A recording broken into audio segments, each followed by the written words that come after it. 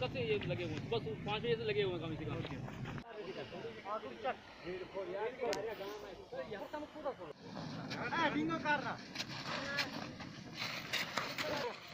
आराम से कहीं खुद ना गिर जाओ इससे पहले।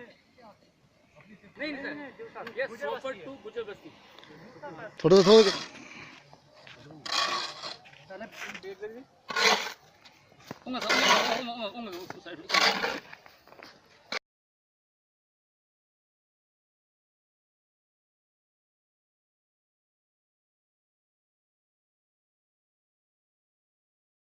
ये हमारा इलाका टाउन के साथ आता है, लेकिन उसके बावजूद रोड को अभी तक साफ़ नहीं किया गया है। जब भी बर्फ़ गिरती है वो कभी उठाते नहीं है। 2 दिन 3 दिन के बाद बार बार रिक्वेस्ट करनी पड़ती है, बार बार उनसे कहना पड़ता है, फिर वो जाकर बर्फ़ उठाते हैं। बीमार होता है कोई तो हमें उसको कंधे पर उठाकर 8 किलोमीटर दूर ले जाना पड़ता है।